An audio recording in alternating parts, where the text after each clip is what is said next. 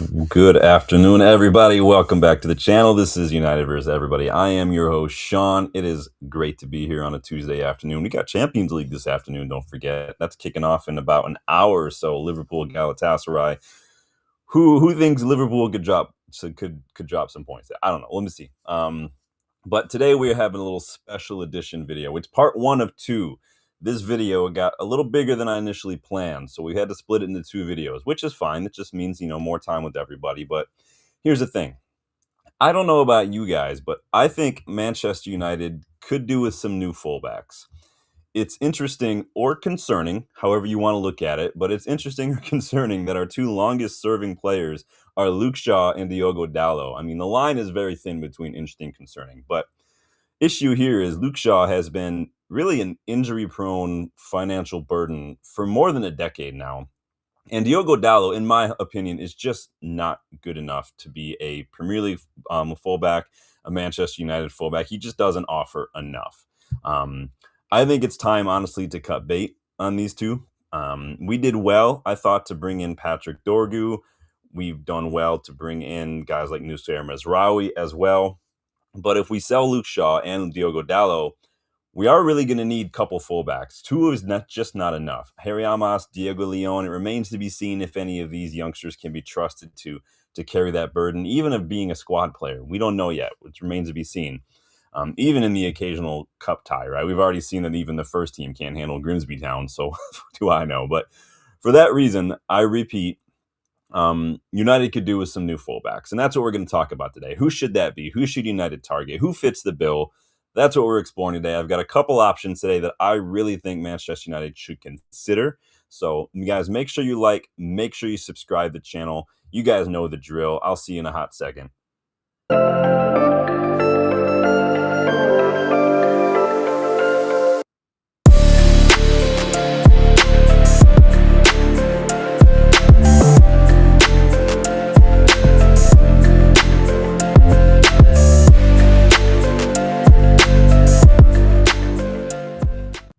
Before I forget, too, don't forget, Kickabout is tonight instead of tomorrow. So make sure to come by later on tonight. Dylan and I will be here later on. Can't wait for that one. And also always check out links in the video description for exclusive videos, including my recent interview with football agent and owner of Sports Agency, James Featherstone, that dropped later. I think that was late last week. That link is in the description as well. So go check that out if you haven't. I had a really good time chatting with James, as I always do. He's a good guy. But a little bit of insight on what it's like to be a football agent, highs, lows, struggles, all that. So go check that out. No, there's no transfer spoilers in there, sorry. But if we do sign Adam Wharton, I take full credit for it. But in any case, let me get involved in the chat. Let me see who's involved today. Danny B's in the house. If there's a scouting or a transfer target video, Danny B's going to be here, man. Danny B is the South American scout. If you have any questions about any players playing in South America, go talk to Danny B. And he's really starting to become a big proponent of like Belgian football as well. Danny's recommended a couple Belgian players, a couple players playing in Belgium, one of whom we will be discussing later on today. So without further ado, let's dive in. I've got 5 left backs. Be sure to come back later on this week for 5 right backs as well. Again, split that up into a couple different videos. So we're going to do that. Make sure you like, make sure you subscribe. Starting with number 1 on my list, Malick Diouf. A bit obvious, this one, right? But if West Ham are relegated, I think we should pounce on this. Sort of like Hugo Bueno, who we've already covered in another recent show. Go check that one out if you guys haven't yet. Dylan and I's £200 million summer rebuild. But since he's arrived in the Premier League, Diouf has been an absolute revelation for West Ham. He's been such a bright light, such a breath of fresh air for them. He's really got quality, even for someone so young. And he's having a breakout season, the 21-year-old. West Ham fans, though, are kind of already planning for life without him. Even if they don't get relegated, they're kind of already accepting the fact that just he's so good. They're not great right now, and they're probably going to be perpetually down in the bottom half of the table, and he's probably destined for bigger and better things. He is a physical on the ground, physical in the air. He's really good interception numbers. He's like top 20, top 15% when it comes to aerial duels. His ball progression is stellar. His crossing is absolutely superb. You can see here, just 21. He's got 5 assists this season so far, last time I checked. But he's pace, he's got power, he's got pace. Again, That PL proven tag, a lot of people like that. I did put a poll in the chat. I want to know where you guys think United should be looking for left back. Should we go for Premier League proven? Should we go for like Europe's elite?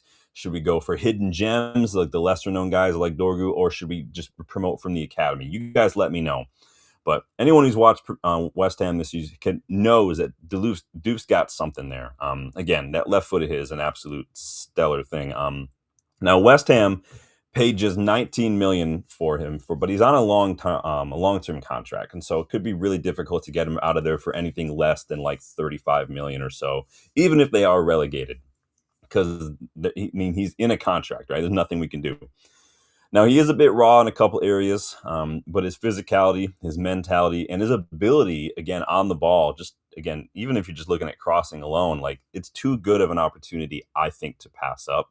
And you let him and Dorgu kind of fight it out, right? Danny's been a big fan of Diouf. He's number one for Danny, it looks like. Yeah, he's a lot of people's number one at the moment. But let me know what you think of Diouf. He is that PL proven tag that a lot of people seem to like. So, as is the next player on my list, who probably a little bit of a more expensive option, but I'm looking also at Lewis Hall. Now, Lewis Hall may not have the numbers of some of my other picks, but again, you have to also take into context of just how poor Newcastle have been recently this season. He reminds me a lot of a little bit of Luke Shaw in the way he plays. Perhaps a bit more physical, a bit more of that pace. But again, Shaw is slowing down. But if you watch Newcastle, if you watch their recent game as well, he is an absolute just boss. He's a leader on the pitch. He just is a take charge, take the initiative, doesn't wait around for somebody else to make it. He will just accepts responsibility and says, I'm going to be the one to grab this moment by the scruff of the neck and pull us out of it. His ball progression is excellent. His dribbles, progressive passes, the long balls, they're excellent. His chance creation is off the charts as well. Defensively, he puts in a shift. He's way above average when it comes to tackles, interceptions, blocks, recoveries, possession won in the final third. Again, that high press, that high physicality, that high work rate we're looking for that you're seeing a lot of these days. Problem is that he only just joined the Newcastle recently, has a few years left on his contract. They paid 28 million for him with the possibility of it going all the way to 35 million. So he would not be cheap whatsoever. They don't look like they're going down anytime soon. So you're probably looking at 50, 60 million easily. But if Carrick stays on, for instance, and maybe Dorgu is used as a left winger instead of a left back, then maybe spending a bit more on a top-tier left back wouldn't be the worst move. And when it comes to top tier right now, it's hard to do much better than Lewis Hall. He's an absolute stellar season. So you guys let me know what you think of Lewis Hall. I'm going to move on to my next player on the list. Now, a bit cheating since we've already been linked, but it doesn't really matter to me. I'm talking about Nathaniel Brown. Speaking of expensive options, right? So obviously United were linked to Nathaniel Brown early this year. And while I don't think he's worth the price tag that I'm seeing floating around, like around whatever.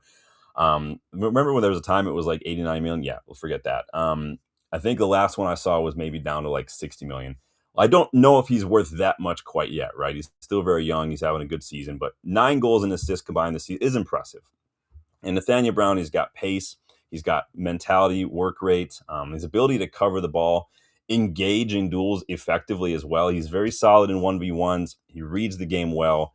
Anticipation is very, very good. And that's what allows him to get a lot of interceptions as well. If you can read the game, you're going to see those interception numbers go up. His defensive work rate, he knows how to balance the demands of a modern defender, getting on the ball and getting up the pitch, but also being able to engage and drop deep when necessary.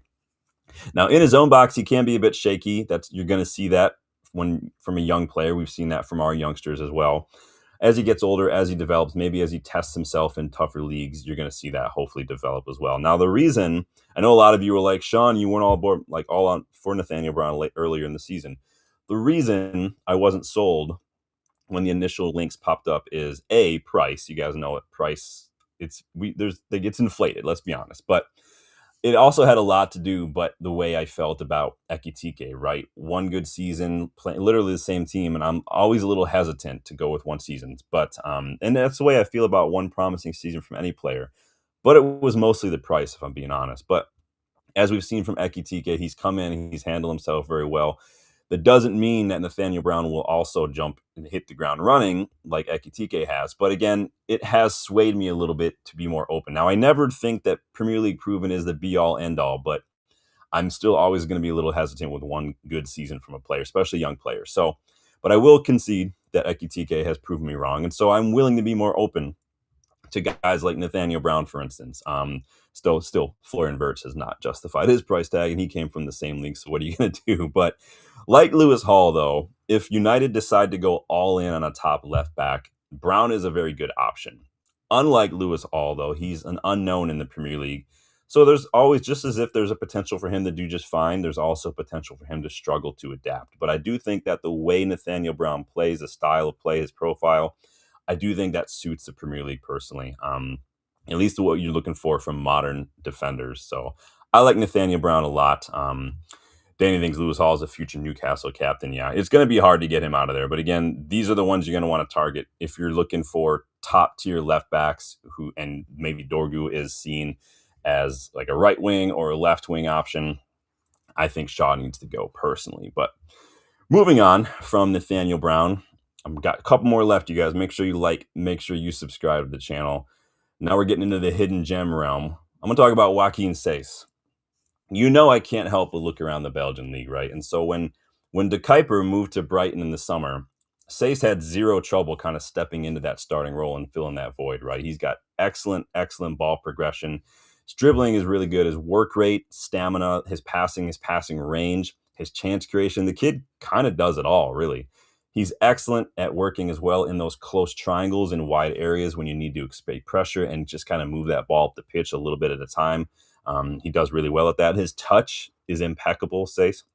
And I don't just mean controlling the ball, but using touch, positioning your body to put that ball, use your first touch to put that ball in the best position to do whatever you want to do next. That is what he excels at as well. Something Dalot struggles to do. How often we've seen Dalot, no matter what side of the pitch he's on, that this position to receive his first touch, it just puts him just in the worst possible scenario to do what he's going to do next. It makes his next steps that much harder. And Seys is the exact opposite of that. And he also shows up an aggression and a work rate off the ball that I really, really like as well. He's young, still raw in some areas, but I think this could potentially be one that I don't think anyone can really afford to miss out on when it comes to wherever he chooses to go next. Roma have been interested. Newcastle have been linked to him as well. Fiorentina actually sent a proposal, but the player himself just wasn't quite interested in going. Now, 20 million euros is the price I'm seeing. Might be more than that towards the end of the season, but he's one of those hidden gems that is going to get swooped up, and then he's going to end up at like a Bayern or something later on, man. Then it says, my boy Seys like him a lot. Yeah, he's very, very good. He's having a very good season. Don't sleep on players in the Belgian league. I've already covered well over a year ago Bjorn Meyer, another left back who was at Club Brugge. He was out a while for an injury, but he was also another good option too. And obviously De Kuiper was there, and then he moved. They've got a lot of good. They got Kyriana Sabe as well on the right-hand side, a very good player too. Don't sleep on Club Brugge in the Belgian league. A lot of really good players. So moving on to my last one. If you haven't yet liked and subscribed, please do so now. We've got one more left today, and then we will move on to your thoughts and check the poll again as well. Man, don't forget, we've got right backs coming later on in the week. I did split this into 2 videos. And again, tonight, special edition kickabout tonight. Instead of doing it on Wednesday, we're doing it tonight. So last one, probably going to be a little bit of an unknown for a lot of people. So if with Dorgu as a left back, let's say Dorgu sticks as a left back, because that is his natural position.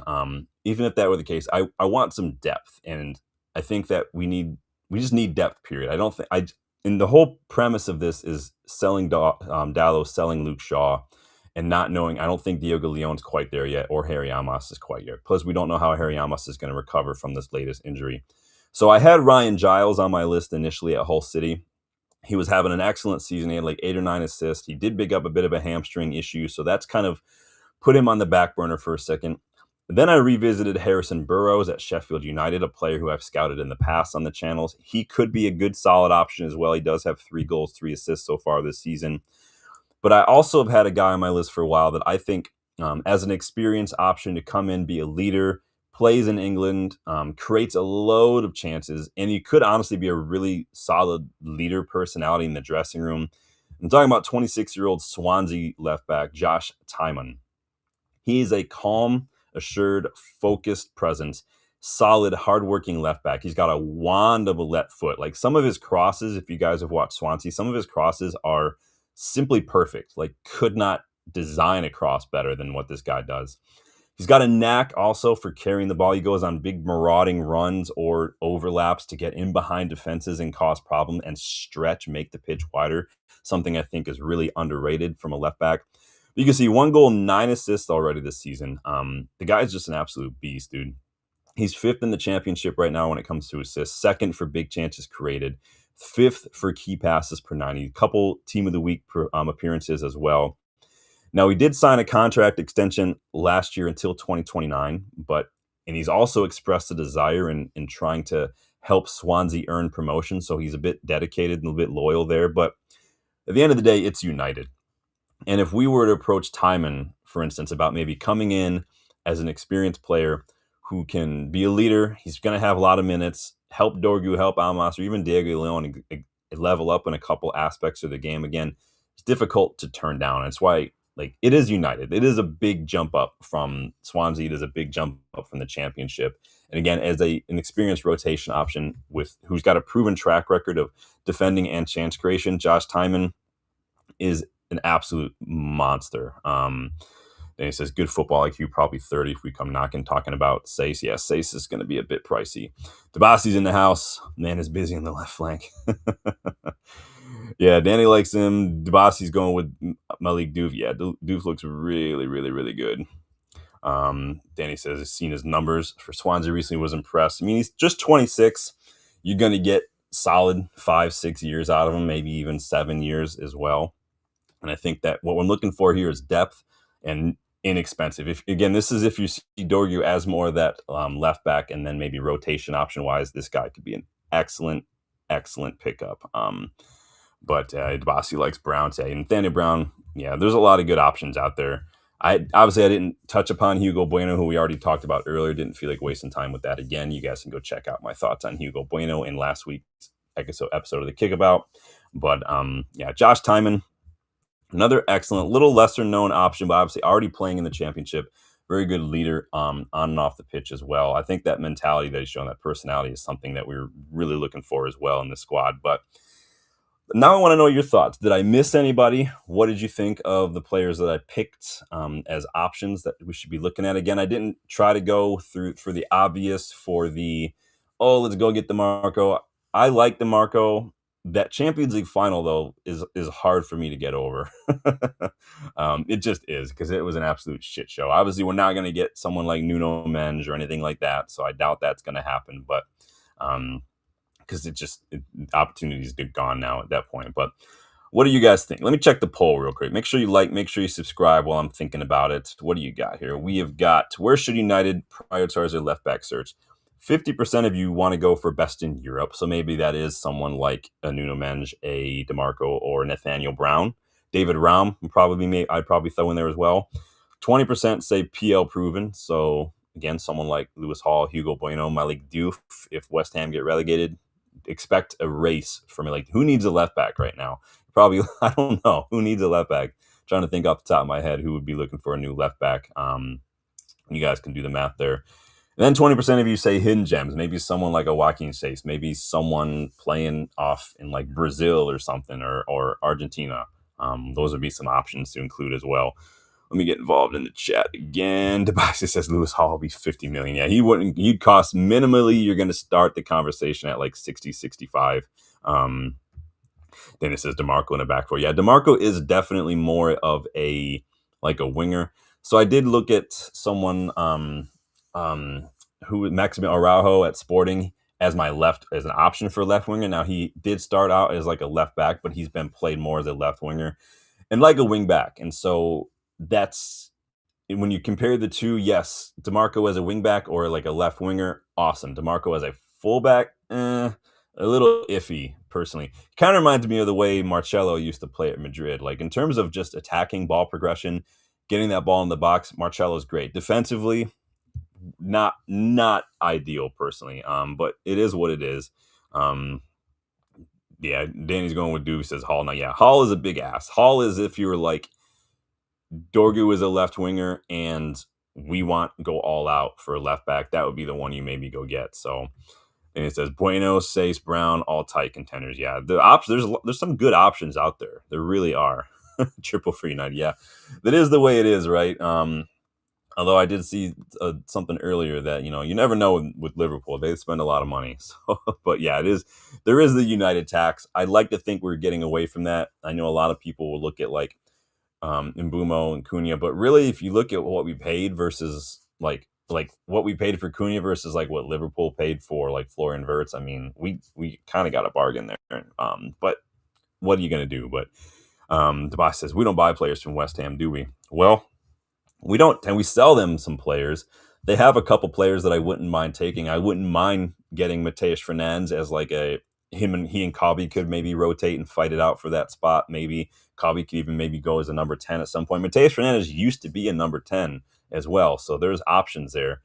We will be doing a relegated players video later on in the season. It's a little too tight to kind of tell right now. There are 5 teams who look like they could probably, any of them could go down. So keep a lookout for that one. We will be doing a video later on where I will take 2 players. And if Dylan joins me, it might be 1 player from each, make it even harder. But usually I'll do 2 players from each club.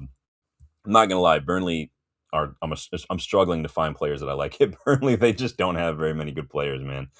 Yeah, he is very, very good. In that deeper role, too, he's really kind of stepped into that Paquetá-shaped void that was left in January, and he's done very, very well. I was watching their match yesterday against Brentford and did very well in that deeper role. I needed to see how well he did there before I maybe really considered that as an option. But again, he's going to be one that's going to be expensive because he just joined them not that long ago. And so it is going to be pricey. Just because they're relegated doesn't mean you're going to get a steal, but you are probably going to get them cheaper because they do need the money and they're going to be losing a lot of players. So the trick is with the relegated sides is have your players first and then go early, because the more players they sell, the less they'll be pressured to sell any other one. So if you get in first, swoop in, then everybody who comes in after you is going to have to start bargaining a little bit more. But yeah, he was an absolute boss yesterday. West Ham have a couple players I would take. You guys know I like Jared Bowen. I would play him more as an experienced 9 to rotate with Shesko because he does offer that different profile that we're looking at as well. But again, he's going to want assurances, just like Ollie Watkins might want assurances, but very, very good. So, Tobias, yeah, you guys, you're going to have to start adding like Ekrem Konur as to the list of sources just to not give any attention to. There's a lot of them out there, you guys. And you also have to start digging, because I know people will be looking at like, oh, Sean Connolly and whatnot. Like, he also is the writer for Team Talk, another source that I don't really rate that highly. And so you got to go a little deeper sometimes. Yeah, I doubt we're going to be spending a lot on a striker, personally. Then he says, Anderson, Fernand, Gomez, be very happy with them 3. Yeah, there's some good players, even at the bottom of the league. I mean, you remember when Hull got relegated again, Maguire was there, Andy Robinson were there as well. They got picked up, obviously. That is when I wanted us to get Maguire, actually, was when he was at Hull. We could have gotten him for peanuts. We waited too long, and we got him when he was at Leicester. And again, the people in charge of the negotiations just not fit for purpose. That's why we haggled all summer and still end up paying what they asked. So it is what it is, but that's going to do it for me, you guys. Make sure before you go, like, subscribe, please. Do appreciate that. Be sure to come back later on tonight. We will be doing an episode of the Kickabout tonight, so I'll post the link for that and everything later on when I'm done here. And again, come back later on this week, probably Thursday, for my right back video as well. I have 5 right backs that I think United should be looking at, because again, I do think that we could definitely improve on Dalot. We'd make money on Dalot, and he's just not good enough. So go check that out, you guys. But until then, take it easy. Enjoy your Champions League today, wherever you guys are watching it from. And I'm going to go prepare these next videos. So thank you guys for stopping by. What's this poll end up at before I go? I'm going to end this. So 62% of you say you want best in Europe. Well, let me know who that is. And if you're watching after the fact, let me know in the comments what your thoughts are. What are your thoughts on the ones I picked? Did I miss anybody? I want to know your thoughts. So take it easy, you guys. Enjoy the rest of your day. I will see you guys later on tonight. Don't forget. Talk